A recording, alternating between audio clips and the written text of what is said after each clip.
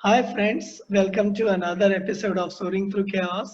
और ये हम इसलिए कर रहे हैं क्योंकि हम अपने लाइफ में सबसे बड़ी एक समस्या है, ये पूरी दुनिया की समस्या हो गई है।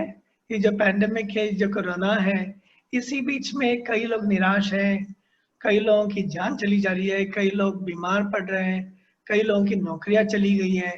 तो ये सब समस्याएं तो हैं ही और इसमें से निकलना आसान तो नहीं है। लेकिन जब हम साथ में काम करते हैं, जब हम एक दूसरे का सपोर्ट देते हैं, तब ये जो भार है, हमारे ऊपर जो बोझ है, वो थोड़ा कम हो जाता है। तो मैं कभी कभी ऐसे लोगों को मिलता हूँ, जैसे है अनु गुप्ता, जो गांव गांव में जाकर बच्चों को ट्रेनिंग देते हैं डांस से, ताकि वो अपने प्रॉब्लम से, अपने दुख से बाहर निकले। मैं उन्हें पहली बार मिला था गांधी आश्रम में, साबरमती आश्रम में। एंड अनुज जी, आप साबरमती आश्रम में किस लिए आए थे, कुछ बताइए अपने बारे में।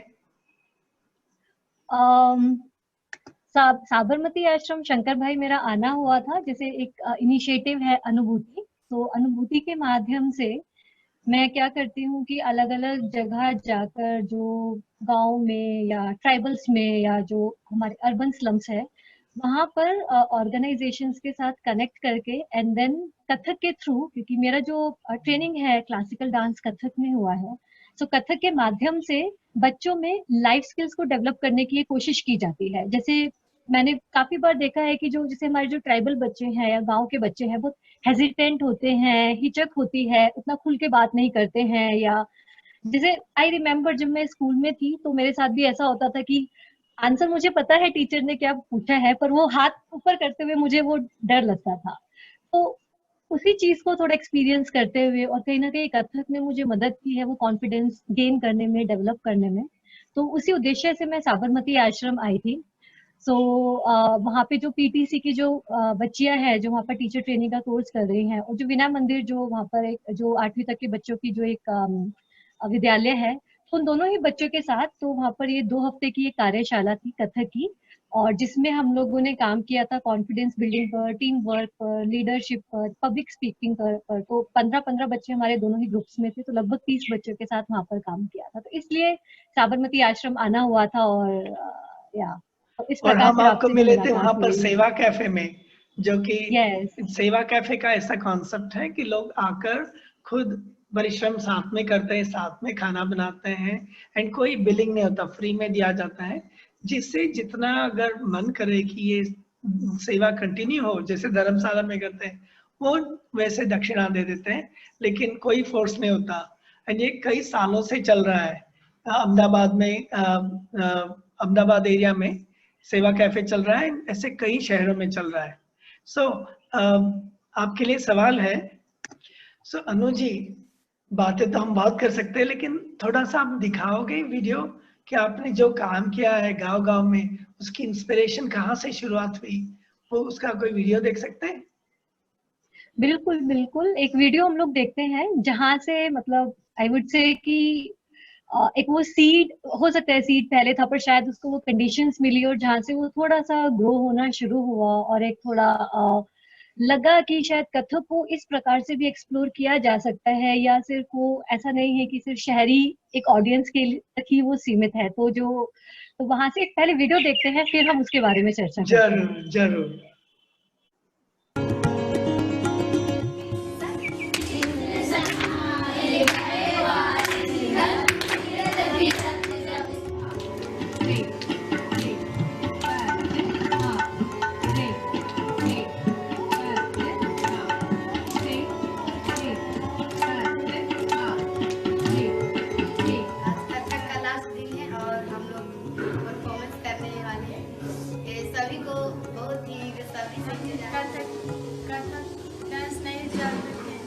कैसे होता है बिहार के फेमस कथक डांसर,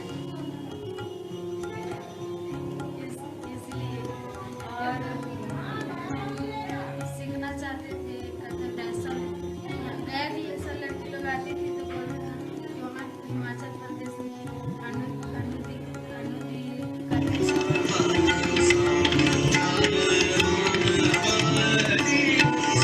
ये जो भी बच्चे डांस कर रहे हैं, ये उनका लास्ट का दिन है। हमने 10 दिन का वर्कशॉप किया था, और आखिरी दिन जो एक प्रेजेंटेशन होता है कि आप सामने लोगों के सामने आप स्टेज प्रोग्राम जैसा होता है, तो जो भी रिसोर्सेज अवेलेबल होते हैं उसमें हम उसको करते हैं। ये वहाँ का एक लास्ट डे का है। एंड ये दिस इज अनदर एक छोटा सा क्लिपिंग है, ये जो बच्चे दिख रहे हैं, तो ये जो वहाँ की हिमाचल के जो डियर पार्क में ये वर्कशॉप हुआ था, तो वहाँ के जो तिब्बती बच्चे हैं, जो तिब्बती रिफ्यूजीज हैं, तो उन बच्चों के साथ ये एक वर्कशॉप किया था वहाँ अच्छा, ये पर, सेम लासा के 10 days तिब्बती का। बच्चे हैं? अच्छा अच्छा हाँ जी, हाँ जी, हाँ जी। अच्छा। तो थोड़ा और कंटिन्यू करिए वीडियो। बिल्कुल बिल्कुल बिल्कुल।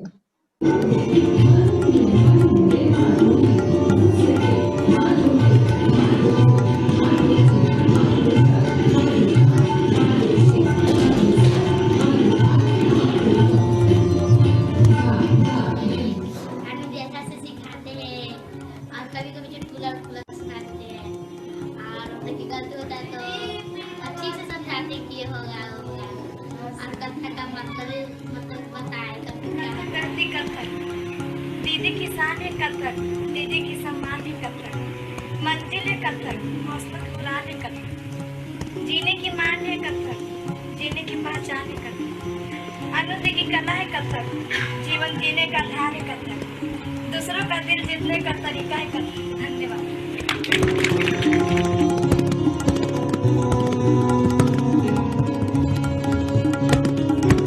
लास्ट डे पे ये बच्चे इस प्रकार से अपना शेयरिंग भी करते हैं, लाइक जैसे कुछ भी, कोई भी एक्सप्रेशन हो सकता है। जैसे अभी वो एक बच्ची ने पोएट्री के थ्रू किया, तो कुछ बच्चे हैं जिसकी उनका क्या एक्सपीरियंस रहा पूरा 10 दिन का या जितने भी समय का हमारा वर्कशॉप है, तो उसको फिर वो शब्दों में कोशिश करते हैं बताने का, अपनी लर्निंग्स बताने का। तो ये जो बच्चे बोल रहे थे, तो वो लास्ट डे पे just before the program they were sharing कि कैसा उनका रहा। और कुछ कुछ बच्चे after the program also they share about the experiences.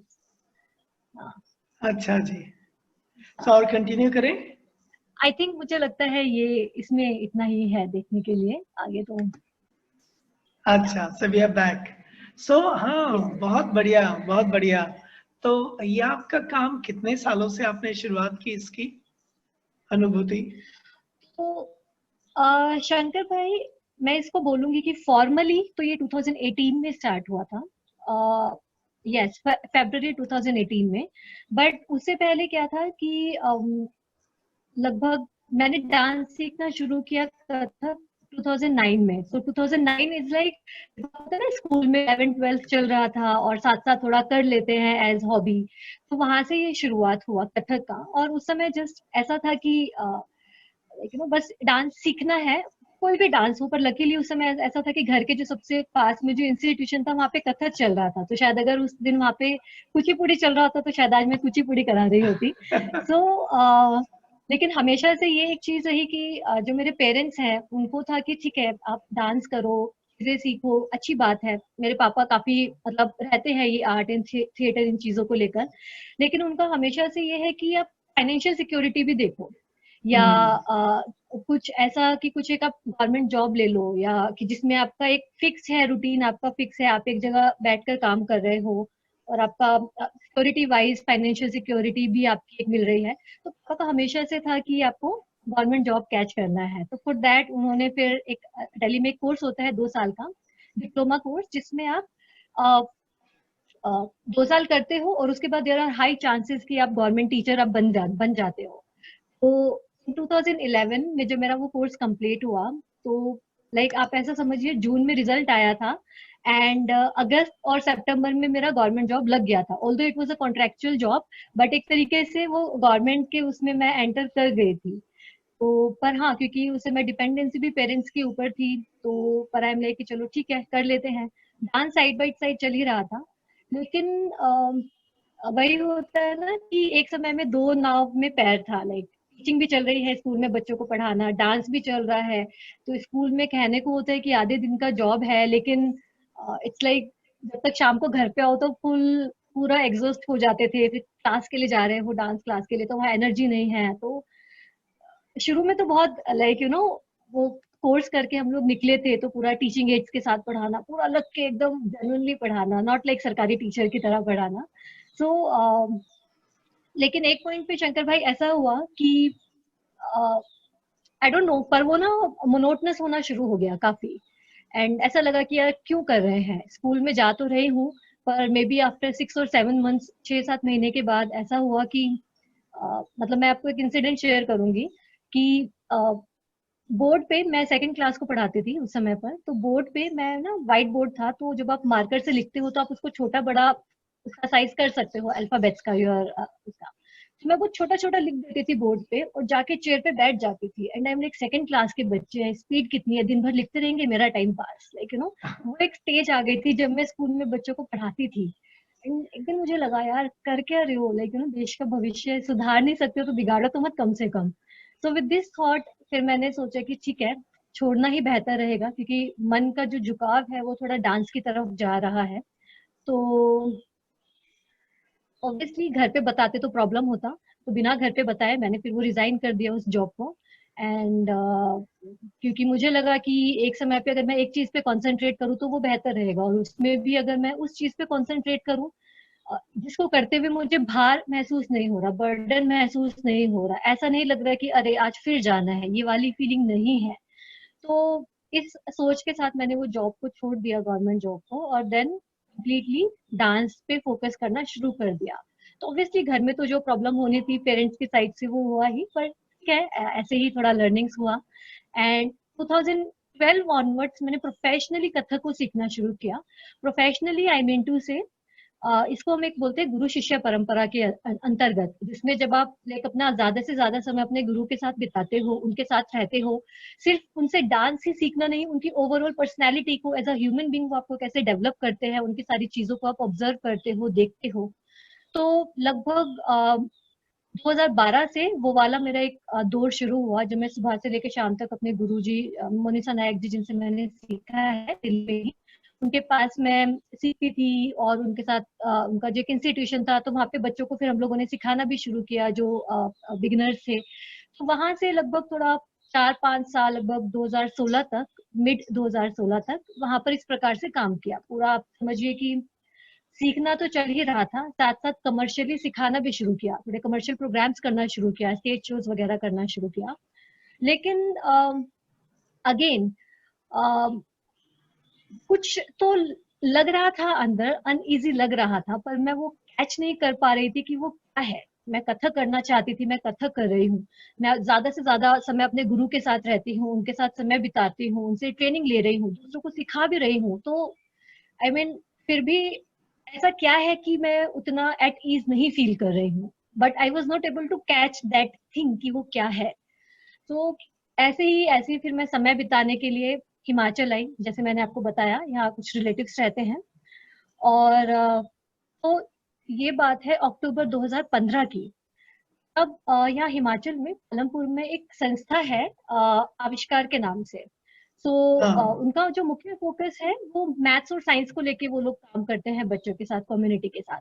तो लेकिन एक संस्था है बिहार में, नारी गुंजन, जो वहाँ की जो मूसाहार कम्युनिटी है, जो दलित समुदाय की जो बच्चियां हैं, उनके लिए वो वहाँ पर रेजिडेंशियल हॉस्टल्स चलाती है, उनकी पढ़ाई का पूरा ध्यान रखती है। तो हर महीने तो बिहार से 20 बच्चों का ग्रुप यहाँ आविष्कार में आता था, मैथ्स और साइंस और एकेडमिक्स का प्रोग्रेस के लिए, पढ़ने के लिए। तो उसी समय जब मैं हिमाचल में थी अक्टूबर 2015 में, तो वो बच्चों का ग्रुप आविष्कार में आया हुआ था। और उसी दौरान तो जो मेरी दीदी है, उन्होंने मुझे बोला कि चलो विजिट करके आते हैं वो ऑर्गेनाइजेशन। तो मैं उनके साथ गई, जस्ट लाइक दैट, कि चलो ठीक है दिखाते हैं क्या है। एंड जब मैं वहां गई एंड मैं वहां संध्या दी एंड सरित भैया से मिली, जो जिन्होंने शुरू किया आविष्कार संस्था को, तो उन्होंने मुझे कहा कि अच्छा, और वो लोग भी बहुत, they are very much interested into this classical dance and music, उन्होंने गिटार बजाना सीखा हुआ है संध्या दी ने, ऐसा तो वो जानते हैं, एक मैके के साथ उन्होंने वॉलंटियर हुआ है। तो उन्होंने मुझे बोला कि अनु तुम आई हो तो बच्चों के साथ एक सेशन ले लो। एंड आई एम लाइक ठीक है कर लेते हैं, मेरे लिए कौन सी बड़ी बात है, लाइक यू नो इतना समय से सिखा रही हूँ, 1-1.5 घंटा ही तो कराना है तो करा लेते हैं। तो ये जो भी हमने पहला वीडियो देखा शंकर भाई, शुरू वाला, तो वो जो बच्चियां हैं और वो जो वीडियो है शुरू में एक जो आता है, वो उसी दिन का है जब मैंने उनको सिखाया था, जब मेरा पहली बार क्या बोलेंगे, थोड़ा गांव के बच्चों से या उस प्रकार के बच्चों से जो सीखना तो चाहते हैं पर उनके पास एक्सपोजर नहीं है, अपॉर्चुनिटीज नहीं है, या आधे बच्चों को तो पता भी नहीं है कि ऐसा कुछ होता है या इसके माध्यम से भी चीजें की जा सकती है। तो तब मैंने 1-1.5 घंटे का सेशन वहां बच्चों के साथ लिया, एंड आई डोंट नो कि क्या हुआ, बट वो जो फीलिंग थी उन बच्चों के साथ काम करने की, सिर्फ मैक्सिमम मैं 1.5 घंटा शंकर भाई उनके साथ रही होंगी वहां पर। And after the session there like, नहीं दीदी हमें और सीखना है, दीदी और सिखाओ, दीदी और सिखाओ। सब लोग गले लग रहे हैं, चिपक रहे हैं, हाथ पकड़ रहे हैं, इधर झूल रहे हैं। एंड आई एम लाइक यार, मैं 5 साल से दिल्ली में सिखा रही हूँ, इतने बच्चों को सिखा रही हूँ, पर वहां पे मुझे कभी ऐसी फीलिंग नहीं आई जो मुझे यहाँ पे फीलिंग आ रही है। लाइक यू नो, जैसे हम बोलते हैं कि मेरे पास पानी का एक ग्लास है, अब एक तो आप प्यासे को पिला दो, या आप जिसके पास ऑलरेडी कुआं है आप उसको पिला दो, तो कौन ज्यादा बिल्कुल। वैल्यू करेगा या किसको उसकी ज्यादा उसकी महत्वता उसको समझ आएगी। तो ऐसा मुझे महसूस हुआ, और एक वो उस दिन मेरा एक थोड़ा सा माइंड ओपन अप हुआ, एंड आई जस्ट फेल्ट कि कथक को हम क्यों हमने सिर्फ एक शहरी लोगों तक ही सीमित रखा है, या हमेशा हमने वो गिव एंड टेक पे रखा है। क्योंकि शहरों में ऐसा होता है कि आप फीस दो और आप क्लासेस करो, लाइक यू नो एक पर सेशन इतना चार्ज होगा, काफी मैकेनिकल है।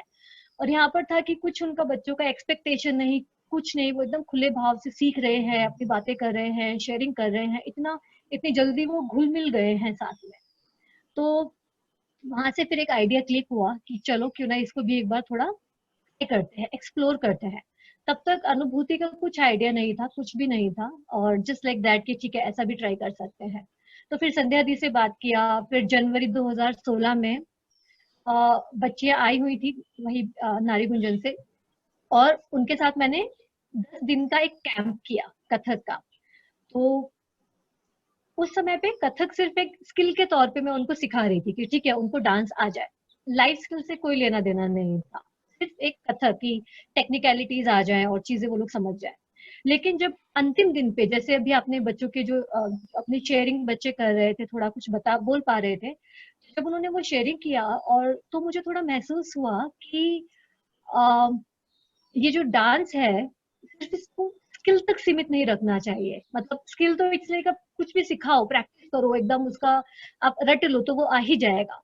और जरूरी नहीं है कि कल को जाके वो बच्चे बहुत प्रोफेशनल डांसर बने। हाँ, अगर वो इसका सपना देखते हैं तो बिल्कुल डेफिनेटली उनकी मदद की जाएगी, पर जरूरी नहीं है। पर ऐसा था कि स्किल के थ्रू कुछ ऐसी चीजें उनके अंदर डेवलप कर दी जाए, या एक उसका चाहे तो बस एक बीज ही उनके अंदर, सीड ही उनके अंदर डाल दिया जाए। जैसे कि मैं जब उन बच्चों से मिली तो कॉन्फिडेंस का थोड़ा उनके अंदर कमी मुझे दिखी। वो उतना खुल के कॉन्फिडेंटली, एक होता है ना आई लेवल, आंखों में आंखें डाल के बात कर रहे हो आप, वो चीज नहीं था, थोड़ी हिचक थी। या जब मैं उनके बारे में, उनकी स्टोरीज, उनके घर के बारे में, उनके गांव के बारे में वो अपनी कहानियां बताते थे तो वो सुनती थी, तो मुझे महसूस हुआ कि थोड़ा इनके अंदर ये सब कॉन्फिडेंस, जो आत्मविश्वास वाली बात है, वो उनके अंदर थोड़ा आना चाहिए। जो उनको डांस अगर वो एज प्रोफेशन लेते हैं तो बहुत अच्छी बात है, पर आगे जाके वो किसी भी फील्ड को चूज करे, कहीं पर भी जाए, पर आत्मविश्वास एक ऐसी चीज है जो आपको हर जगह काम करती है। क्योंकि पर्सनली शंकर भाई, मेरा ये एक्सपीरियंस रहा है, जब तक मैं कथक से नहीं जुड़ी थी, डांस से नहीं जुड़ी थी, मेरा भी जो आत्मविश्वास है, जैसे मैंने अभी शेयर किया कि स्कूल टाइम से ही वो बहुत नीचे रहता था हमेशा। मैं उतना खुल के बोल नहीं पाती थी, बहुत कुछ बोलना होता था। आज भी ऐसा है कि बहुत जल्दी से एक्सप्रेस नहीं कर पाती हूँ, पर पहले की तुलना में काफी बेहतर है। पर उस समय, क्योंकि जब आप बच्चे होते हो, एक आपका शायद अपब्रिंगिंग या जिस माहौल में आप हो, पले बड़े हो, तो काफी चीजों का फर्क पड़ता है। तो लेकिन जब मैंने कथक सीखना शुरू किया और प्रोफेशनली इसको लेना शुरू किया, पब्लिक डीलिंग शुरू किया, लोगों से मिलना शुरू किया, जब आप सिखाते हो तो सामने से जब प्रश्न आते हैं बच्चों के, तो वहां से आपका और लाइक यू नो ग्रोथ होता है। और वो जो चीज थी वो कहीं ना कहीं मुझे लगता है कथक का एक काफी महत्वपूर्ण एक हिस्सा रहा है। मेरा जो आत्मविश्वास है, मेरा जो कॉन्फिडेंस है, या जो मेरी ओवरऑल पर्सनैलिटी है, उसको बिल्डअप करने में मुझे लगा कि अगर कथक मेरे साथ ऐसा कर सकता है तो क्यों ना वो उन बच्चों के साथ भी शायद इस प्रकार का कुछ वो कर पाए। तो उसी चीज को ध्यान में रखते हुए 1-1.5 साल लगभग, तो इसी दौरान फिर ऐसा हुआ कि अब आप जब हर जगह ऑर्गेनाइजेशंस के लिए जाते हो, एनजीओ के साथ काम करने, लेकिन वहीं दिल्ली में मैं इंस्टीट्यूशन में भी काम कर रही हूँ अपने गुरुजी के साथ, तो हर महीने आपको 10 दिन या 15 दिन का छुट्टी मिलना जरूरी नहीं है कि वो मिल जाए, है ना, क्योंकि वहाँ की भी आपकी रिस्पॉन्सिबिलिटीज होती है। तो it was kind of becoming little difficult for me to balance both things, कि मैं वहाँ पे वो कार्यभार भी संभालूं और मैं इधर से जो मेरे को दिल से थोड़ा एक फीलिंग आ रही है कि मुझे इन बच्चों के साथ अब काम करना है, मैं वो भी करूँ।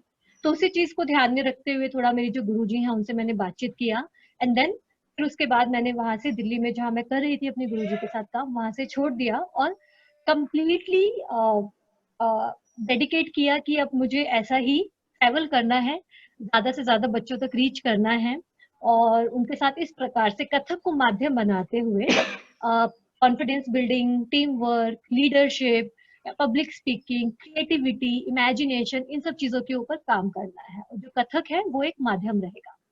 तो 2016-17 लगभग 1.5-2 साल काफी वॉलंटियर किया। सो डियर पार्क में गए, वहाँ पे जो तिब्बती बच्चे हैं या जो गांव की जो बच्चियां हैं आसपास, भीड़ के आसपास, वहाँ उन बच्चों के साथ वर्कशॉप किया। आविष्कार में नारी मुंजन के बच्चों के साथ बहुत काम किया। तो वहां से एक थोड़ा सा क्लैरिटी मिला और खुद पे थोड़ा विश्वास आया कि हाँ, अगर मैंने 1-1.5 साल ऐसे वॉलंटियर करके काम कर लिया है, दैट मीन्स कुछ तो है जो भी इतना लंबा चल रहा है। इट इज नॉट लाइक कि एक होता है ना कई बार कि आप किसी चीज की तरफ आप आकर्षित हो, हाँ वो बिल्कुल। वैसा नहीं था। तो उसी को ही एक स्ट्रक्चर देने के लिए फिर अनुभूति का एक कॉन्सेप्ट आया कि ठीक है, कुछ ऐसा शुरू करते हैं और सिर्फ हिमाचल या कुछ 1-2 इलाकों तक ही सीमित ना रहकर पूरा लाइक जो भारतवर्ष है उसको कवर करते हैं और देखते हैं कहाँ पर क्या पॉसिबिलिटी होती है। और इसी उद्देश्य को ध्यान में रखते हुए, इसी इंटेंशन के साथ फिर फरवरी 2018 में अनुभूति शुरू किया फॉर्मली, जिसको मैं बोलूंगी। एंड फिर अलग अलग ऑर्गेनाइजेशंस के साथ संपर्क करना शुरू किया। तो कुछ दोस्तों ने मदद किया क्योंकि मेरा एनजीओ वाला बैकग्राउंड बिल्कुल भी नहीं था, मेरे को बिल्कुल आइडिया नहीं था कि कैसे एनजीओ काम करती हैं, क्या कैसे बातचीत करना होता है या कैसे लाइक डील करते हैं। तो पर मेरा एक मेन था कि भाई मुझे बस बच्चे लाके दे दो, मेरा काम हो जाएगा, बाकी का ठीक है हो जाएगा, पर मेरे को 30 बच्चे दे दो, बस वो काफी है। तो इस प्रकार से ये अनुभूति की यात्रा 2018 से लेके अभी तक चल रही है। और तो उसमें मैं अलग अलग जगह जाती हूँ, इंडिया के काफी अलग अलग हिस्सों में भी ट्रेवल हुआ है। तो लगभग 1 महीने, 3 हफ्ते या 1 महीने का वर्कशॉप उनके साथ करती हूँ। वही बच्चों के साथ रहते हैं कम्युनिटी में, रेजिडेंशियल सेटअप में, एंड देन क्लासेस करते हैं। तो उसमें भी अलग अलग, ऐसा नहीं है कि सिर्फ डांस सिखा रहे हैं, कथक सिखा रहे हैं। तो कथक के माध्यम से अलग अलग एक्टिविटीज करते हैं, ग्रुप में उनको काम दिया जाता है, क्योंकि आप अकेले तो आप कर सकते हो लेकिन जब आप ग्रुप में हो तो आपके क्लैशेस बहुत होते हैं, क्योंकि सबका एक सोचने का तरीका अलग होता है। तो वहां पे जब वो क्लैशेस आते हैं तो कैसे आपको, जैसे शंकर भाई आपने शुरू में शेयर बताया था कि अकेले नहीं चलना है, सबको साथ लेकर चलना है। तो वो जो साथ लेकर चलने वाली जो भावना है उसको हम ऐसे बच्चों में डेवलप करें कि वो मैं वाली चीज उनके अंदर ना आए, कि एक होता है ना कि बस मैं आगे बढ़ जाऊं बाकी तुम देखो ना, वो वाली चीज नहीं हो। तो वो ग्रुप में उनको फिर ऐसे काम दिए जाते हैं, फिर उनको ऑब्वियसली क्लैशेस होते हैं, तो फिर बच्चे आते हैं, फिर उसको सॉर्ट आउट करते हैं, समझाते हैं। फिर कुछ कुछ चीजें उनको खुद से क्रिएट करने को देते हैं कि वो सिर्फ स्पून फीडिंग ना रहे कि मैंने कुछ सिखाया और उन्होंने ले लिया, नॉट लाइक दैट। खुद से वो जब क्रिएट करते हैं तो एक अलग ही कॉन्फिडेंस आता है। लाइक आज भी, आज के डेट में भी जब मैं खुद से कुछ अपना कोरियोग्राफ करती हूँ बच्चों को सिखाने के लिए, तो मेरा कॉन्फिडेंस एकदम ऊपर आता है कि वाह, ये मैंने कोरियोग्राफ किया है, लाइक सीखा हुआ नहीं है कि किसी ने स्टेप्स बता दिया और मैंने किया। तो वहां से बच्चों के अंदर फिर एक वो जागृति आती है, खुद को लेकर एक उनके अंदर विश्वास पैदा होता है। एंड इसी प्रकार से करते करते आखिरी दिन एक इनफॉर्मल सेटअप में बच्चों का एक प्रोग्राम करते हैं, स्टेज शो, क्योंकि परफॉर्मिंग आर्ट है तो उसका शोकेस होना तो मुझे लगता है बिल्कुल अनिवार्य है। जब स्टेज पे बच्चे करते हैं, so there are few kids, few नहीं बोलूंगी, बहुत सारे बच्चे हैं जो शायद पहली बार स्टेज पर चढ़े हैं या जिन्होंने पहली बार माइक हाथ में पकड़ा है और वो स्टेज पर डांस कर रहे हैं और फिर वो अपना शेयरिंग करते हैं कि हमने क्या क्या सीखा। तो कई बार होता है बच्चे इतना कांपते हैं शंकर भाई, उनका हाथ ऐसे ऐसे कांप रहा होता है, मैं देख पाती हूँ हाथ कांप रहा है, बच्चे रो पड़ते हैं स्टेज पे क्योंकि उनको वो डर लग रहा होता है, वो धुक धुक हो रही होती है यहाँ पर लेकिन इसके बाद भी सबसे अच्छी चीज क्या होती है कि वो हिम्मत कर पा रहे हैं सामने आकर बोलने की, वो साहस कर पा रहे हैं। मुझे लगता है जब तक वो साहस कर पाने की वो उनको एक वो पुश मिल रहा है, तब तक तो वो चाहे आके बस अपना स्टेज पे अपना नाम भी बोल देना, तो आई एम लाइक ओके मेरा काम हो गया। सो एक वो बीज उनके अंदर चला गया है। आई डोंट रियली एक्सपेक्ट कि कुछ वो लंबा लंबा कुछ बोले, बस इट इज जस्ट कि वो आके एक बार फेस कर रहे हो ऑडियंस को कि आप इस तरफ हो, कितने लोग हैं, आप उनको फेस कर रहे हो, बोल रहे हो। तो वो एक चीज बहुत अच्छी देखने वाली होती है, एक्सपीरियंस करने वाली होती है, जहां से बच्चों की लर्निंग्स का तो पता चलता ही है। मुझे खुद को अपनी लर्निंग्स का पता लगता है कि मैं कहाँ पर पीछे छूटी हूँ, या मुझे कहाँ पर काम करने की आवश्यकता है, या मेरे अंदर कितनी लाइफ स्किल्स और डेवलप हुई है, क्या मैं अभी भी उतना आराम से बच्चों के साथ पेश आ पाती हूँ, पेशेंस रख पाती हूँ, धैर्य से सिखा पाती हूँ।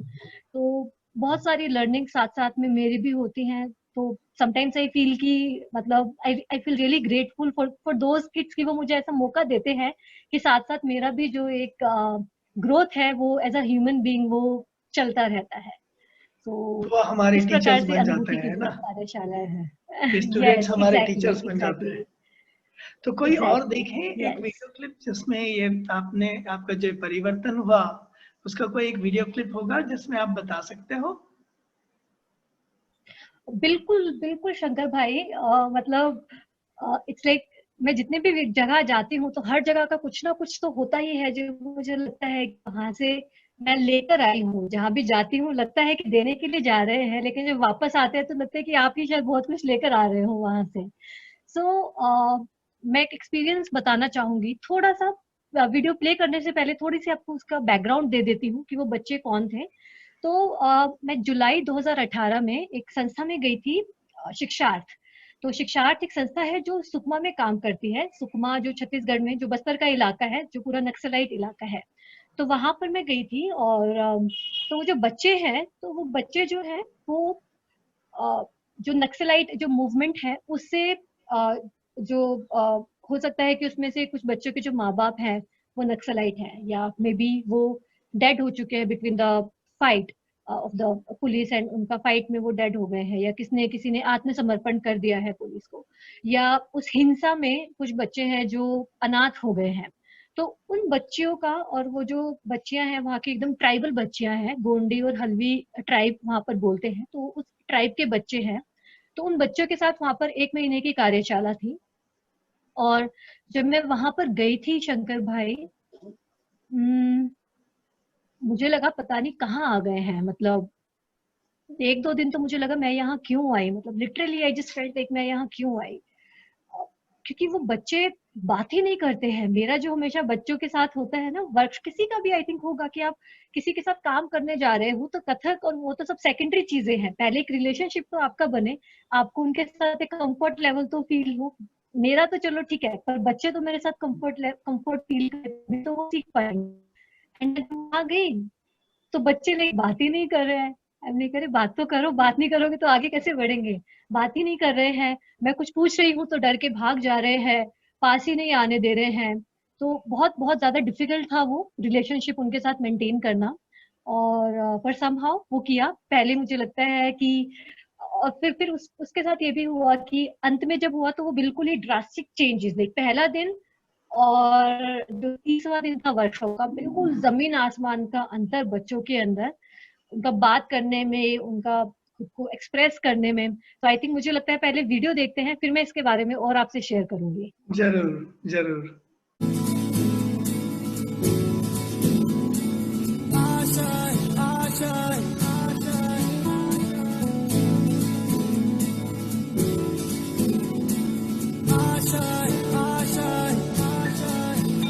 कुछ पाने की हो आस आस, कोई अरमा हो जो खास खास आशा। मैम ने बहुत अच्छा से सिखाया और बहुत अच्छे से सीखा, और मुझे तो करने भी नहीं आता था, लेकिन मैं पर भी कर पाई। और दूसरे लोग करते थे तब तो चुपचाप से रहती थी, इधर उधर देखती थी कैसे करूँ कैसे रहूँ, पर मेरे को नहीं आता था। फिर बाद में थोड़ा थोड़ा करके हो गया। और मैं बहुत डरती थी और अभी भी डरती हूँ, लेकिन इतना खास नहीं डर रही हूँ। मुश्किल नहीं कुछ भी, नहीं कुछ भी, आशाएं दिले दिल की, उम्मीदें हंसे।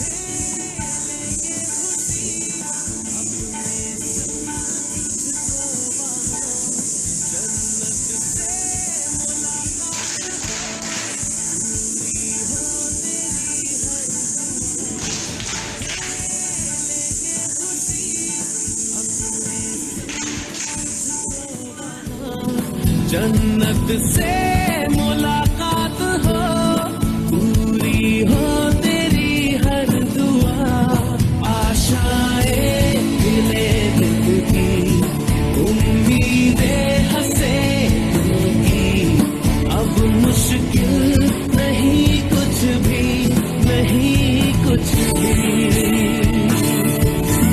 आशाएं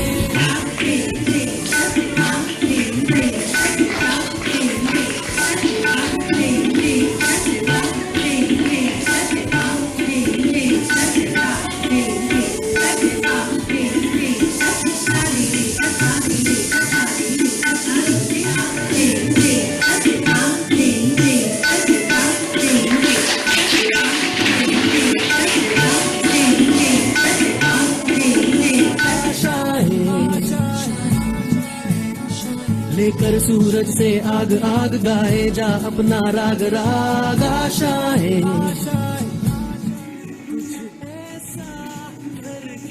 सबसे पहले दीदी तो घुंघरू पहनाने सिखाया, तो मुझे नहीं आता था।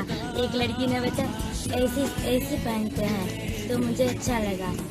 और मैं घर जाऊंगी तो मेरी दीदी और सबसे छोटी बहन को मैं सिखाऊंगी। मेरी मम्मी को भी नहीं आता, लेकिन मैं मम्मी को भी सिखाऊंगी और बताऊंगी कि मुझे दिल्ली से एक दीदी का नाम है अनु दी, वो दीदी ने मुझे सिखाए तो मैं मम्मी को भी सिखाऊंगी, तो मुझे अच्छा लगेगा। जो मेरे साथ मेरे घर में जो भी बैठे रहेंगे उसको भी सिखाऊंगी और बताऊंगी कि मुझे अनु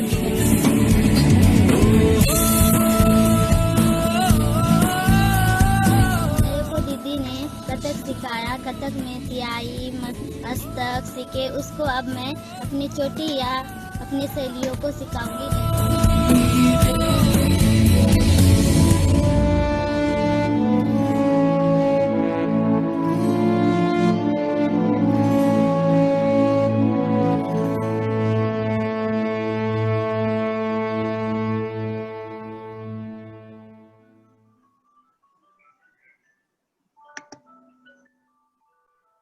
वाह, बहुत बढ़िया, बहुत बढ़िया। तो मुझे जैसे आपने पहले बताया था, जब कोई तरस रहा है पानी के लिए और आपने 4 बूंद भी दो, कितना फर्क पड़ता है। बिल्कुल बिल्कुल बिल्कुल शंकर भाई। तो ये जो सुकमा वाला एक्सपीरियंस रहा, जब मैं सुकमा में थी उस समय मुझे ये बहुत ज्यादा चैलेंजिंग लग रहा था, बहुत ज्यादा चैलेंजिंग, बहुत ज्यादा। मतलब आप ऐसा समझिए कि बच्चों के साथ तो जैसे बाकी सारी चीजें तो क्या है कि फिर भी एक घड़ी मैनेज हो जाती है कि आपका रहना या आपका खाना पीना एंड ऑल, बट लेकिन अगर आप जिस काम के लिए वहां पर गए हो लेकिन वही काम आपका ठीक से नहीं हो रहा है, या जैसे मैं कहूँ कि बच्चों के साथ मुझे काम करना है लेकिन बच्चे वहां मुझे रिस्पॉन्ड ही नहीं कर रहे हैं, बात ही नहीं कर रहे हैं, क्लास का टाइम फिक्स किया है तो कोई आ रहा है कोई नहीं आ रहा है, अब रेजिडेंशियल सेटअप है तो कमरों से जा जाके बुलाकर लेकर आना पड़ रहा है, तो वो मुझे बहुत खटक रहा था। आई एम लाइक, अगर सीधा सीधा मुझे ऐसा आया कि भाई अगर आपका मन नहीं है तो फिर शायद मुझे आना ही नहीं चाहिए था यहाँ पर। लेकिन शुरू का 1 हफ्ता तो शंकर भाई मेरा खुद के साथ इतना स्ट्रगल चल रहा था अंदर, बहुत ज्यादा स्ट्रगल चल रहा था अंदर कि या मैं क्विट कर दूं या मैं छोड़कर चली जाऊं। ठीक है, ऑर्गेनाइजेशन से मैंने बात किया तो उन्होंने भी मुझे बोला कि अगर आपको लगता है कि आपको बीच में छोड़ना है, चीजें आपके अकॉर्डिंग नहीं हो रही हैं तो चले जाओ। बट वही है कि जब थोड़ा सा खुद के साथ बैठे, थोड़ा साइलेंस में समय व्यतीत किया, थोड़ा और घुसने की कोशिश किया अंदर की समस्या हो क्या रही है, क्यों चीजें नहीं हो रही है, जितना स्मूथली हर वर्कशॉप हो जाती है उतना स्मूथली ये वर्कशॉप क्यों नहीं हो पा रही है। तो थोड़ा सा एक ये पाया शंकर भाई मैंने कि जैसे मैंने शुरू में बात किया कि हर एक का व्यक्ति का अपना एक होता है कि वो कहाँ पैदा हुआ है, कैसे उसका माहौल मिला है उसे, उसके आसपास का कैसे उसका अपब्रिंगिंग हुआ है, तो वो सारी चीजों के लेप उसके मन पे, उसके व्यवहार पर चढ़ते हैं और उसी हिसाब से उसका जो व्यवहार है दूसरों के प्रति होता है। तो जब मैंने वहाँ थोड़ा, और जो वहाँ के टीचर्स हैं उनसे बात किया, जो उनके फेलोज हैं उनसे बात किया, तो मुझे लगा कि आई थिंक मुझे अभी अपने आप को थोड़ा साइड रख देना चाहिए कि मेरे हिसाब से चीजें नहीं हो रही है, मैं ऐसा चाहती हूँ, क्यों नहीं हो रहा है, बच्चे मुझसे बात क्यों नहीं कर रहे हैं, so that main factor was there all the time in that 1 week का जो टाइम था। तो मुझे लगा थोड़ी देर के लिए उसको साइड करते हैं एंड जस्ट खुद को बच्चों की जगह पर रखकर देखते हैं, just replace yourself to their place. And जब मैंने बच्चों की तरफ देखा, थोड़ा एक दो बच्चों से थोड़ा कोशिश किया बात करने का, तो मुझे समझ आया कि बच्चे बचपन से ही इतना हिंसा, इतना आसपास अपने वातावरण में वो देख रहे हैं, और ये जो उम्र होती है उसमें वो चीजें एक बार अगर आपके मन में चढ़ जाए तो वो बहुत लंबे समय तक आपके साथ रहती हैं और वो आपकी पूरी ओवरऑल पर्सनैलिटी को अफेक्ट करती हैं। तो मुझे लगा कि ठीक है, छोड़ो भाई, कथक वथक सब जाए, बात की बात है, पर अगर मैं यहाँ 1 महीने में बच्चों के साथ अपना रिलेशनशिप बनाने में भी कामयाब रही ना, तो मैं मानूंगी कि मेरी वर्कशॉप सक्सेसफुल हो गई। इट इज ओके अगर उनको कथक नहीं आया, इट इज ओके अगर मैं कुछ कथक को लेकर उतना कुछ गहराई से उनके साथ काम नहीं कर पाई जैसा कि मैंने अभी तक दूसरी वर्कशॉप्स में किया था। तो जब ये थॉट आया और जब उनकी तरफ से उनके लेंसेज से मैंने चीजों को देखना शुरू किया, तो चीजें बहुत आसान हो गई। और फिर मैंने पूरा फोकस अपना शिफ्ट किया कि मैं बच्चों के साथ एक रिलेशनशिप बनाऊं, तो कंफर्ट फील कराऊं, क्योंकि आई वाज अमेज्ड कि बच्चे मेरे साथ होते हैं तो हार्डली उनको एक दिन लगता है और वो एकदम सर पे चढ़ के नाचना शुरू हो जाते हैं, और यहाँ पर मुझे 1 हफ्ता हो गया है पर कुछ रिस्पॉन्ड, आई एम लाइक क्या रहा है, लाइक क्यों हो रहा है ऐसा। तो फॉर दैट, क्योंकि रेजिडेंशियल सेटअप था, तो मैंने हमेशा से देखा है कि बच्चों के साथ अगर आपको करना है तो जस्ट जितना भी आप इनफॉर्मल उनके साथ रह सकते हो ना, उतना इनफॉर्मल रहो। मतलब जो आप अपने घर में अपने पेरेंट्स के साथ होते हो, अपने सिबलिंग्स के साथ होते हो, बिल्कुल वैसा उनके साथ रहो। So don't try to be a teacher और समथिंग लाइक दैट। तो क्योंकि वो रेजिडेंशियल सेटअप था तो मैं चलते फिरते उनके रूम्स में घुस जाती थी, बहुत कॉन्शियसली मैं करती थी, समटाइम्स कॉन्शियसली समटाइम्स अनकॉन्शियसली। तो उनके साथ बैठ गए, अब उनके घर में एक तरीके से मैं घुस गई हूँ रूम में, तो ऐसा तो नहीं है वो मुझे बाहर भगा देंगे, और वो खुद बाहर भाग नहीं सकते क्योंकि वो उनका रूम है। मैं चली जाती थी, बैठ गई। अब उन बच्चों को ना बिस्किट्स बहुत पसंद है, स्पेशली पार्ले जी, मुझे अभी तक याद है। तो मैं उनके लिए पार्ले जी लेकर जाती थी, एक एक तरीके से उनको रिश्वत खिलाने के लिए कि लेकिन ना आप कुछ ऑफर कर रहे हो तो ऑटोमेटिकली वो थैंक यू या कुछ तो बोलेंगे ही, कुछ तो कहेंगे। तो फिर उनके साथ बेड पे बैठकर बातें कर रहे हैं, तो 1-2 दिन थोड़ा ऐसा चला। एंड धीरे धीरे बच्चे खुलना शुरू हुए, मैंने ये देखा। थोड़ा उनके साथ बातचीत किया, चलते फिरते किसी की चोटी खींच दी, किसी को थोड़ा ऐसा टैप कर दिया कमर पे, चलते फिरते पूछ लिया और भाई कैसा चल रहा है, सब ठीक है, या ये मैडम परेशान तो नहीं करती हैं, दिस एंड दैट। एक दूसरी चीज, तो जब मैं एकदम से बात कर रही थी उनके रूम में ही रात को, तो बातों बातों में बच्चों ने बताया, वो जब थोड़ा सा खुलना शुरू हो गए, बोले कि दीदी जब आप यहाँ आए थे ना, पहले दिन ऑटो से उतरे थे, तो हमें लगा था कि यहाँ पे ना किसी फिल्म की शूटिंग होने वाली है, कोई एक्ट्रेस आई है। मैंने व्हाट मैंने कहा ऐसा क्यों सोचा आपने, मतलब बोले नहीं दीदी ऐसे कोई आता नहीं आ रहा है इस प्रकार से। एंड और हमें तो दीदी ऐसा लगता है कि ना हम ना कुछ कर नहीं पाएंगे। तो एक लड़की थी छोटी सी, कहती दीदी हमें ना ऐसा लगता है हम कुछ कर नहीं पाएंगे। मैंने कहा, क्यों भाई ऐसा क्यों लगता है? बोले दीदी क्योंकि हमारा रंग काला है ना इसीलिए, तो क्योंकि जिन लोगों का रंग साफ होता है वही तो लोग कुछ कर पाते हैं। तो आई डोंट नो उनके दिमाग में ये चीज कहाँ से आई, कहाँ इस चीज को उतना फूड मिला कि उनको लगता था कि वो कुछ कर ही नहीं सकते हैं, कुछ छूते हुए भी डरते हैं कि कहीं आप गंदे ना हो जाओ। मतलब इतनी सारी चीजें उनके दिमाग में उस समय पर चल रही थी। उस दौरान जबकि वो जो 1 हफ्ता जब मेरा के साथ चल रहा था, तो बच्चे जो थे कहीं ना कहीं उनका भी खुद के साथ एक फाइटिंग चल रही थी मुझे लेकर, क्योंकि वो एक कंप्लीट आउटसाइडर एक ऐसा समझ रहे थे। तो मुझे लगा भाई अब ये चीज तो उनके दिमाग से निकालनी पड़ेगी। तो वहां पे एक अच्छी चीज ये थी कि मेरा जो रूम था जहाँ रहने के लिए, वहां पे कोई मिरर नहीं था, तो अगर मुझे थोड़ा क्लास के लिए रेडी होना है, थोड़ा काजल वाजल बिंदी बिंदी करना है, तो मैं देख नहीं पाती थी। तो मैं क्या करती थी, उनमें से कुछ बच्चों को बुलाती थी अपने रूम में, एंड क्योंकि वो पूरा गर्ल्स का सेटअप था तो कोई प्रॉब्लम नहीं थी उसमें। तो कुछ बच्चियों को बुलाती थी और बोलती थी अरे थोड़ा मेरा चोटी कर देना, मुझे दिखाई नहीं दे रहा, अरे बिंदी देखना ठीक लगा है। सो इन दैट वे वो थोड़ा सा मुझे फिजिकली वो छू पाए, थोड़ा क्लोज आ पाए, थोड़ा उनको वो चीज ना लगे कि दीदी कोई दूसरे देश की प्राणी है, कहीं दूसरे ग्रह से आई है, हम तुम में से ही एक है। तो वहां से वो लोग और थोड़ा थोड़ा उनका ना एक वो मजबूत होना शुरू हुआ मेरे प्रति कि हाँ भाई कोई अलग व्यक्ति नहीं है, बात किया जा सकता है, कंफर्ट लेवल है, हमारे जैसे ही हैं, तो उनके साथ जाके बैठ गए, थोड़ा खाना खा लिया, चलते फिरते उनकी बोतल से पानी पी लिया। तो जब आप इतना इंडल्ज हो जाते हो, उनके साथ घुस जाते हो, तो वो लगता है कि भाई हमारा ही एक हिस्सा है।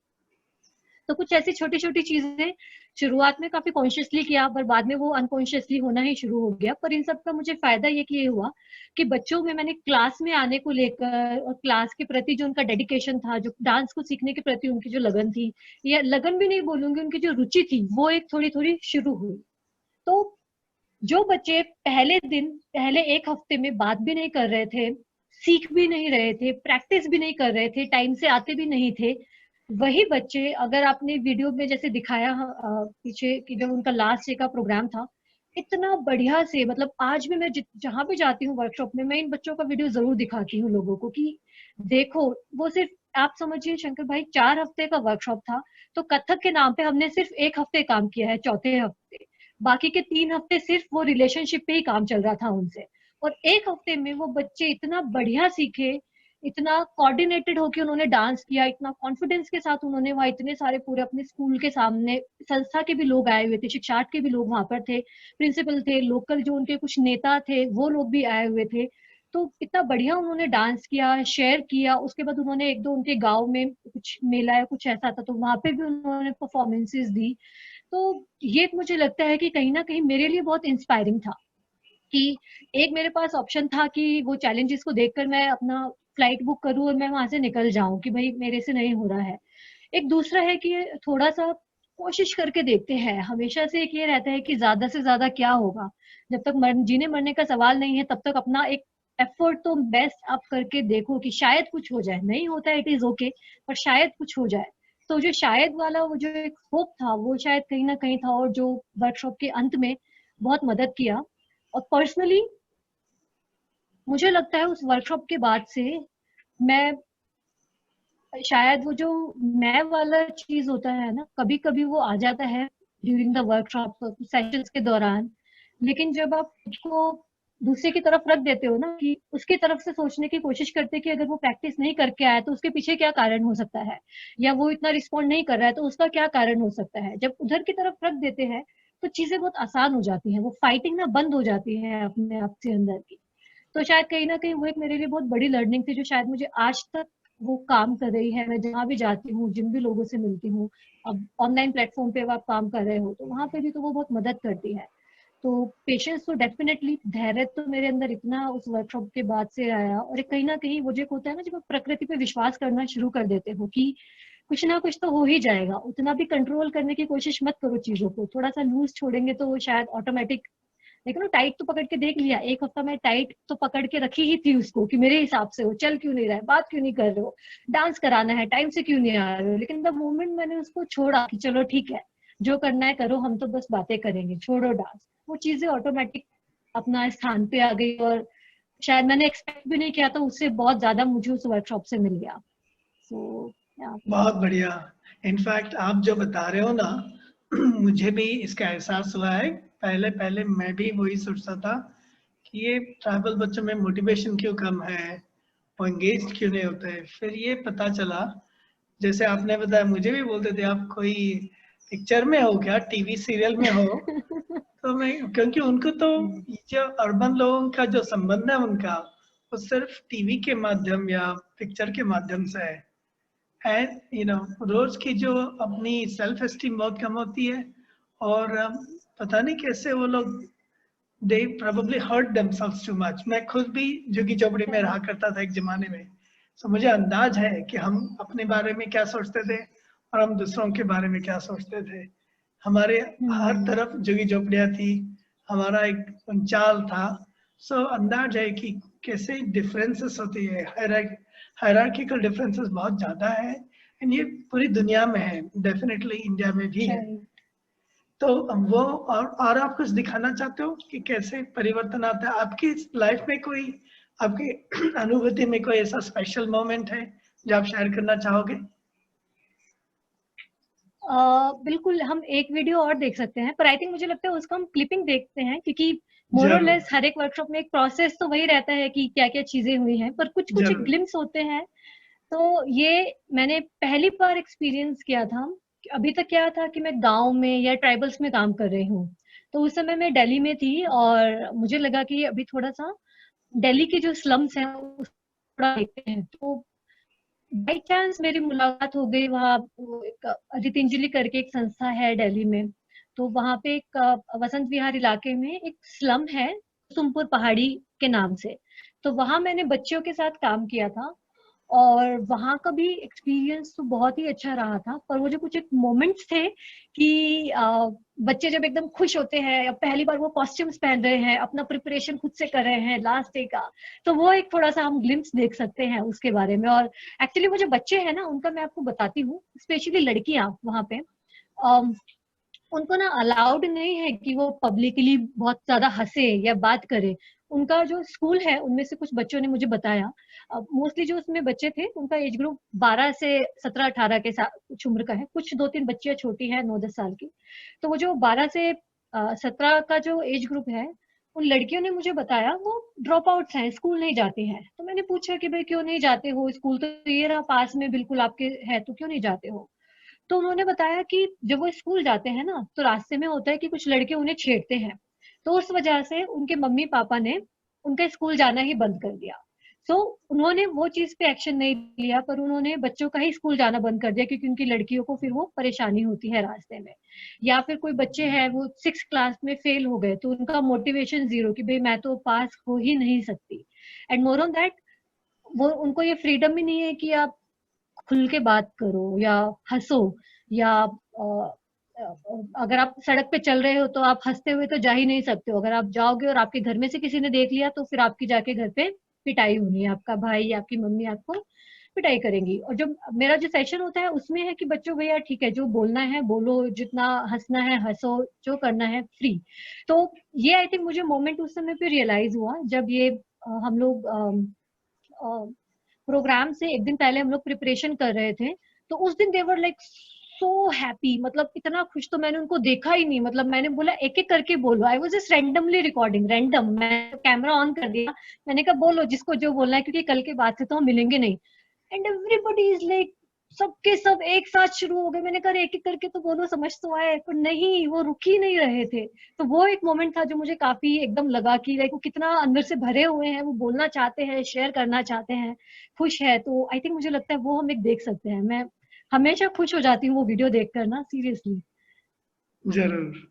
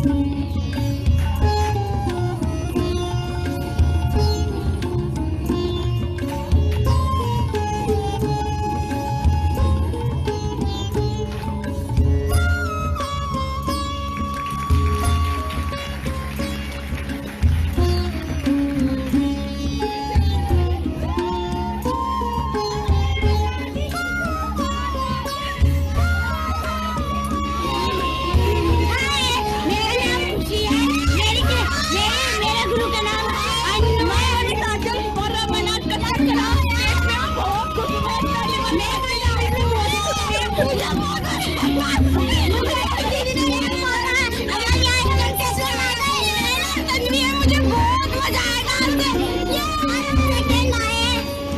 नाम खुशी है। मैंने आज तक कभी स्टेज पे डांस नहीं किया, शर्म आती थी, और अन्नू दीदी की वजह से आज मैंने स्टेज पे डांस किया। मुझे कोई शर्म नहीं आ रही। अन्नू दीदी का दिल से थैंक यू। मेरा नाम वर्षा है और आज हमने स्टेज पे परफॉर्मेंस किया। हमें बहुत डर लगा, बट अन्नू दीदी की वजह से हम पहली बार स्टेज पे परफॉर्मेंस कर पाए। नमस्ते। हमें कथक सीखने में बहुत मजा आया। हमें दीदी बहुत हंसाती थी और मजे भी दिलाती थी और उनसे बहुत फ्लैंक भी रहते थे।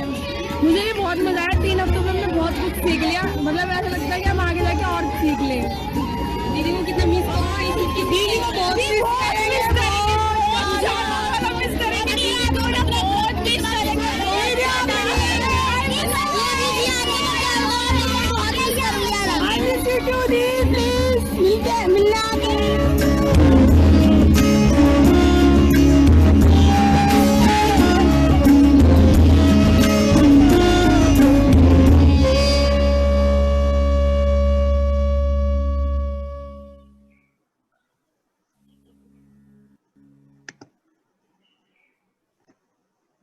वाह वाह, बहुत बढ़िया बहुत बढ़िया। कैसा लगता है ना, हर बार ऐसा लगता है कि ये अंदर से चैतन्य हो रहा है, अंदर से एक टाइप का। सीरियसली अब हम बॉलीवुड की तरफ। सो अनु जी, बहुत बहुत शुक्रिया, आपने जो वीडियो शेयर किए। नहीं तो हम देख नहीं पाते कि लोगों में कितना परिवर्तन आया है। एक बात है सुनी सुनी, और एक है देखने से कितना फर्क पड़ता है। सो थैंक यू। और आप कुछ बताना चाहते हैं? ये जो पैंडेमिक में जो कई लोग अभी मिल नहीं सकते, कुछ कर नहीं सकते, तो आप अपना काम कैसे जारी रख रहे हो और कैसे लोगों के साथ एंगेज हो रहे हो? तो ये जो अभी जैसे कोविड का जो चल रहा है फिलहाल अभी एक दौर, तो शुरुआत में मुझे लगता था कि शुरू के इनफैक्ट 2-3 महीने मैंने कुछ किया ही नहीं, क्योंकि मुझे लगता था कि शायद मैं ऑनलाइन बस एक स्क्रीन के अंदर मैं कैसे किसी को सामने नहीं है, वो एक रिलेशन बिल्डिंग की जो बात करें तो वो कैसे होगा, ना टेक्निकल ना स्क्रीन के। तो पर आई थिंक क्योंकि वे सारी चीजें ना वर्चुअली हो रही हैं, तो उसी को ही अगेन जैसे मैंने पहले भी कहा कि थॉट गया एंड आई जस्ट थॉट कि करके देखते क्या है, लाइक ज्यादा से ज्यादा क्या होगा, सक्सेसफुल नहीं होगा ठीक है, पर एक ट्रायल देना ही चाहिए। उसी के लिए ही तो अभी फिर कुछ ऑनलाइन ही मैं वर्कशॉप्स भी ले रही हूँ, और अभी तो कुछ बच्चों के लिए रेगुलर क्लासेस भी स्टार्ट कर दिया है। पर अभी ऐसा है कि सिर्फ ये नहीं है कि सिर्फ गांव के बच्चे ही हैं या सिर्फ ट्राइबल बच्चे ही हैं, क्योंकि एक कोशिश थी उन बच्चों तक पहुंचने की, पर अगेन क्योंकि रिसोर्सेज की कमी होती है। अब जैसे अगर मैं सुकमा की बात करती हूँ, या अगर आप और अंदर के गांव में आप चले जाते हैं तो वहाँ इंटरनेट फैसिलिटी नहीं है, या ज्यादातर के पास तो स्मार्टफोन भी नहीं है कि वो क्लास कैसे करेंगे। तो उस स्थिति में तो अभी देर आर कुछ बच्चे हैं जो जिनके पास कुछ ये सुविधाएं हैं, तो वो मुझसे पर हाँ ये है कि वो नए बच्चे नहीं हैं, पुराने ही बच्चे हैं जिनसे 2-2.5 साल में मैं इंटरेक्ट किया, जिनसे मैंने बातचीत किया, जिनसे कनेक्शन में रहे। तो उन्हीं बच्चों के साथ अभी हम लोग आगे कथक को और एक्सप्लोर कर रहे हैं, लाइफ स्किल्स को और एक्सप्लोर कर रहे हैं। प्लस ये बच्चे तो हैं ही, पर उसके साथ साथ अभी कुछ जो लोग बिलोंग नहीं करते हैं गांव से, या लाइक नॉर्मल है हम आपके जैसे, तो वो लोग भी हैं। So now it's like mix, एक ग्रुप चल रहा है, जिससे कि एक जो लर्निंग प्रोसेस है वो और ज्यादा इंटरेस्टिंग हो गया है कि हमारे पास गांव के बच्चे भी हैं, हमारे पास शहर के लोग भी हैं, और वो दोनों साथ में मिलकर कथक को एक्सप्लोर कर रहे हैं और लाइफ स्किल्स पे हम लोग काम कर रहे हैं, शेयर कर रहे हैं। तो वो फिर एक दूसरे को मदद करते हुए कैसे आगे बढ़ रहे हैं। या जैसे अभी एक हफ्ता मैं पूरा छुट्टी पर थी, तो मैंने कहा अभी क्वारंटीन होना है तो ठीक है मैं अपना साथ थोड़ा 7 दिन रहती हूँ, तो काम से भी मैंने 1 दिन 7 दिन का छुट्टी लिया। तो उसमें भी वो सब लोग आपस में ही क्लासेस कर रहे हैं और मिलते हैं और सेशन खुद से कर रहे हैं, प्रैक्टिस कर रहे हैं। तो फिलहाल अभी इस प्रकार से चीजें चल रही हैं, और जितने बच्चों तक रीच हो पा रही है उनको सबको कोशिश है कि वर्कशॉप में या जो रेगुलर क्लासेस हैं उसमें उन क्लासेस का उन बच्चों को एक हिस्सा बनाया जाए। तो देखते हैं। पर मैं बिल्कुल मैं मिस कर रही हूँ अपने वो बैग्स को लेकर जाना और उनके साथ रहना, उनके साथ लाइक खेलना। और अभी क्या है कि सिर्फ 1.5 घंटा मिलते हो, बस उतना ही हो जाता है। अदरवाइज जब आप फिजिकली जब आप करते हो तो 24 घंटे आपके पास होते हैं कि उनके साथ आप रहो, बातें करो, खेलो।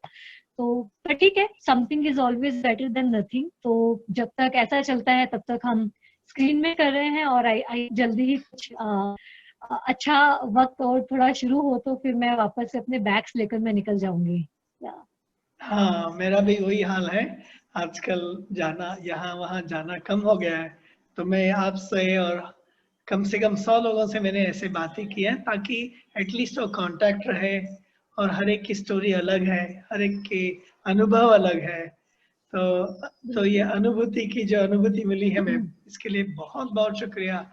तो अगर आप किसी को एडवाइस दे रहे हो जो आप जैसे हो, जिनको अपना लाइक इनर कॉलिंग ढूंढना है, जैसे आपने ढूंढ लिया, काफी टाइम लगता है। ये एक दिन की बात नहीं, एक महीने की भी बात नहीं, कई बार सालों साल ढूंढना पड़ता है। तो आपकी जो लर्निंग रही इसमें, कैसे अपने इनर कॉलिंग को ढूंढे, और स्पेशली ये जो करंट परिस्थिति है जिसमें हम यहाँ वहाँ जा भी नहीं सकते, लिमिटेशंस बहुत आए, हथकड़ियां पहनाई गई है हमको लॉकडाउन की वजह से। तो आप कोई बताना चाहते हो कि कैसे हम अपने इनर कॉलिंग को ढूंढे, आपके अनुभव के हिसाब से? बिल्कुल। मुझे इसमें लगता है पहली चीज, जैसे शंकर भाई आप बोल रहे हैं इनर कॉलिंग की बात, तो जैसे मैंने शुरू में बिल्कुल बिगनिंग में मेंशन किया था, जब मैं दिल्ली में काम कर रही थी कमर्शियली, तो मुझे थोड़ा एक अनईजी फील होना शुरू हो गया था। मुझे ये नहीं पता था कि वो क्यों हो रहा है, पर वो हो रहा था। आई was not really happy with the work that I was doing at that time. तो मुझे लगता है सबसे पहली चीज की कि अगर हमें सजगता है अपने बारे में कि शायद मुझे इस चीज से खुशी नहीं मिल रही है, या शायद मुझे थोड़ा भार महसूस हो रहा है इस चीज को करते हुए, मैं इंजॉय नहीं कर रही हूँ इस चीज को करते हुए। मुझे एवरीडे मुझे ऐसा लगता है कि अरे आज फिर क्लास लेनी है, आज फिर ये करना है, या आज फिर ऑफिस जाना है, या कुछ भी अगर ऐसी फीलिंग आ रही है तो उतनी प्रेजेंट नहीं है। तो मुझे लगता है पहली चीज, अगर हम उस चीज को लेकर सजग हो जाएं, तो मुझे लगता है दूसरा रास्ता अपने आप खुल जाता है। तो जैसे मेरे जो परिस्थिति में हुआ, मुझे थोड़ा ऐसा लगा कि मजा नहीं आ रहा है दिल्ली में और नहीं कुछ हो रहा है। जब वो सामने से, जब मैंने आविष्कार में जाकर वो बच्चों के साथ किया, तो वहां मुझे क्लिक हो गया कि हाँ ओके, शायद ये चीज थी जो मुझे शायद अभी मुझे मजा आ रहा है करने में, या ये शायद मैं और ज्यादा मैं मीनिंगफुल लग रहा है इसको करना। तो आई थिंक पूरा सजगता है, आप जितना सजगता बनाकर रखते हैं अपने बारे में, अपने विचारों के बारे में, वो काफी आपको मदद करता है। आपका जो इनर कॉल है, आपको उसको करने में, उसको ढूंढ पाने में। एंड प्लस एक्सपेरिमेंट्स तो कॉन्टिन्यूसली, एक्सप्लोर तो कॉन्टिन्यूसली हमें करता ही रहना चाहिए, कि अलग अलग चीजें हम ट्रायल एंड एरर कर रहे हैं कि शायद ये शायद वो, मतलब तो वो एक हमें एक विश्वास एक रखने की जरूरत है कि शायद मिल ही जाएगा। अपनी तरफ से प्रयत्न हम लोग करते रहें, और जो सही समय पर जो चीज हमारे लिए है वो कहीं ना कहीं से हमारे लिए प्रकट हो ही जाएगी। सो आई फील कि वो एक सजगता और एक वो विश्वास होना जरूरी है। क्योंकि कई बार क्या होता है, हम बहुत कंट्रोल करना शुरू कर देते हैं या पेशेंस लूज कर देते हैं कि अगर मैं अभी हैप्पी फील नहीं कर रही हूँ या अच्छा फील नहीं कर रही हूँ, तो मेरे को अगले मोमेंट पे ही वो हैप्पीनेस चाहिए, अगले मोमेंट पे ही मुझे चाहिए कि मेरे सामने जो मैं चाहती हूँ वो आ जाए। तो ऐसा नहीं है, प्रोसेस होता है, वो धीरे धीरे धीरे धीरे वो कैटरपिलर की बात करते हैं। जब वो अंदर होता है तो अंदर उसको अनकंफर्टेबल लगता होगा, पर उसको ये नहीं पता कि जब वो बाहर निकलेगा तो वो बटरफ्लाई बन जाएगा। तो वो पेशेंस होना, वो ट्रस्ट होना, वो अवेयरनेस होना, मुझे लगता है वो जरूरी है, जो आपको कहीं ना कहीं मदद करेगी आपके हार्ट से कनेक्ट करने में। बिल्कुल, और बिल्कुल। स्पेशली इन दिस पेंडेमिक, इस दौरान तो मुझे लगता है कि बहुत ही ज्यादा जरूरत है, क्योंकि अभी तो आपके ऊपर बहुत फोर्स्ड एक ऐसा चीज आ गई है। सो इट इज जस्ट कि आपके हाथ में जितना है आप उतना करते रहिए, एक्सप्लोर करते रहिए, देखते रहिए। ऐसे जैसे अभी मैं बहुत बहुत सच में मैं शंकर भाई आपको शुभकामनाएं दूंगी कि आपने ऐसे कॉन्वर्जेशनल सीरीज शुरू किया, क्योंकि जैसे कल भी मैं कुछ वीडियोस देख रही थी, तो क्या होता है जब आप सुनते हैं दूसरे लोगों को, उनके एक्सपीरियंसेस, उनके अनुभव सुनते हैं, उनके वीडियोस देखते हैं, तो कहीं ना कहीं आप प्रेरित तो होते ही हैं, और आपको ना वो दिशा भी मिल जाती है कि शायद हो सकता है, क्योंकि मुझे इस चीज को सुनने में दूसरे व्यक्ति से सुनने में ही मुझे इतना मजा आ रहा है, तो शायद जब मैं इसको खुद करूंगी तो मुझे कितना मजा आएगा, है ना। तो मुझे लगता हाँ है कि इस प्रकार की सीरीज और ऐसा चीजें अपने आप को एक्सपोजर देते रहिए। अभी हम घर में बैठे हैं तो इस प्रकार की वीडियोस देखिए, या अलग अलग चीजें कुछ जैसे वर्कशॉप्स होती है उनको कीजिए, तो कहीं ना कहीं तो डेफिनेटली आपकी जो कॉलिंग है वो फ्रीक्वेंसी आपकी मैच हो ही जाएगी उसके साथ, I feel. Such such. In fact मैं भी जब मेक्सिको में था और अबाउट 4 महीने पहले, और यहाँ वहाँ जाना मुश्किल हो गया था क्योंकि जो हमारे घर में खाना बनाती थी उसी को कोरोना हो गया था। सो फिर मेरा इनर कॉलिंग ऑटोमेटिकली भूख की तरह हुआ कि अभी खाना भी है, अच्छा बनाना पड़ेगा, बाहर से लाना सेफ नहीं है। तो अपने आप कुकिंग सीख लिया, और अपने आप फिर मनोरंजन भी घर के अंदर ही ढूंढना पड़ा क्योंकि बाहर जाना अलाउड था, लॉकडाउन तो नहीं था, लेकिन सेफ्टी का सवाल था। एंड फिर मेरे दोस्तों ने मुझे बुलाया कि आप अंग्रेजी क्यों नहीं सिखाते ऑनलाइन, तो वहां से शुरुआत हुई। फिर मैंने कहा कि मेरा ट्रेनिंग है लीडरशिप में, तो ये जो लीडर्स है, आप जैसे लीडर्स है जो कि बताते भी नहीं अपनी स्टोरी, हमेशा अपने आप को थोड़ा पीछे रखते हैं और दूसरों को, अपने स्टूडेंट्स को आगे ले आते हैं, तो मैंने कहा इनकी भी स्टोरी सुनाई जाए। सो बहुत बहुत शुक्रिया कि आपने अपनी स्टोरी बताई।